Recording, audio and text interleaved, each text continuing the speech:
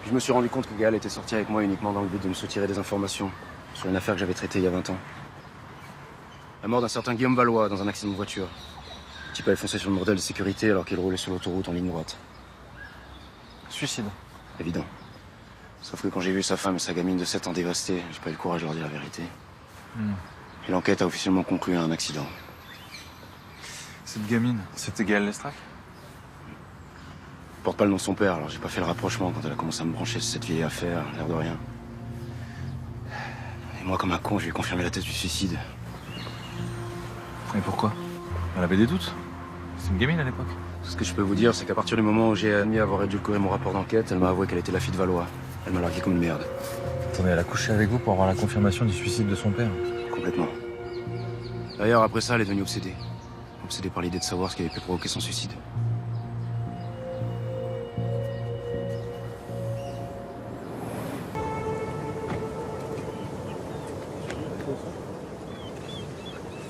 Je dirais que la mort est comprise entre 5h30 et 6h30. 6h15 précisément. Commençons par les résultats d'analyse toxicologique. Nos deux tourtereaux étaient sous l'emprise de drogue. Héroïne pour les deux. Avec un petit supplément pour Émilie. À savoir, une nouvelle molécule destinée au sevrage et qu'on retrouve dans le Tapex. Un nouveau médicament qui vient juste d'arriver sur le marché français. Continuez, je me régale. Je peux aussi affirmer de façon certaine que les coups ont été donnés par un gaucher. La lame a nettement pénétré les tissus de gauche à droite. Elisabeth, vous êtes gauchère ou droitière? Droitière. Allez, petite dernière, docteur. Peut-être des résultats ADN. Si on a bien retrouvé l'ADN de Stunia sur l'arme du crime, en revanche, il n'y en a aucune trace sur le corps d'Amalric. Le voilà. Allez, allez. Ah oui, elle est bien enceinte, la petite dame. Ah, elle va très mal, là. Les contractions se rapprochent, c'est ça? Vous pouvez me donner un coup de main pour la mettre sur la civière? Sûr. Quand on ça à Marseille-Est, tout va bien se passer, hein? Tu t'inquiètes pas. Respire. Ah non, désolé, je peux pas vous prendre. Il y a que la patiente et son docteur qui ont le droit de monter. Super. Bah, c'est le règlement. Mais même si on c'est tout petit. Bon, écoutez, là, j'ai demandé déjà 10 fois, c'est non. Pas la peine d'insister. Bon, on vous laisse, hein. C'est une urgence. Je voudrais pas que la petite accouche dans mon véhicule. Bon, dès que je chope du réseau, je vous envoie de l'aide. C'est tout à votre honneur, capitaine. Très franchement, j'ai pas très envie de parler d'elle, alors peut-être demander plutôt à quelqu'un d'autre du service. Bah, d'après ce que j'ai compris, vous la connaissez plutôt bien, non? Ouais, justement. On n'est pas restés longtemps ensemble, mais je mets du temps à passer à autre chose. Elle aussi, je crois. Je me demande même si elle fait pas un genre de dépression. Vous n'y êtes pas du tout, capitaine.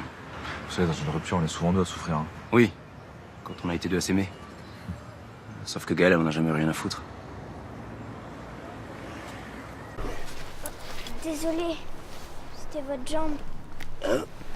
Ah bah oui, c'était ma jambe. Ça va? Ouais, ça va. On dirait que t'as eu des jours meilleurs. J'ai des maladies, là? Hein? Mais il faut vous faire suivre là maintenant, hein? Alors, ni la syphilis, ni le VIH, je suis confuse. Tout le service est confus, ça n'arrive jamais, hein? Vous en doutez bien?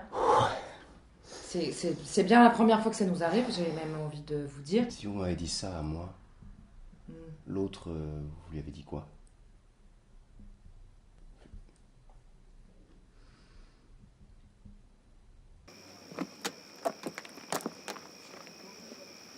Même quand tu fais la gueule, t'es ravissante. Ouais, bien sûr. Lily, il faut qu'on parle. Pour le moment, je veux juste m'assurer que t'as pas touché au gâteau. Ben si, j'ai mis un peu de pâte d'amande et puis j'ai fait une petite décoration.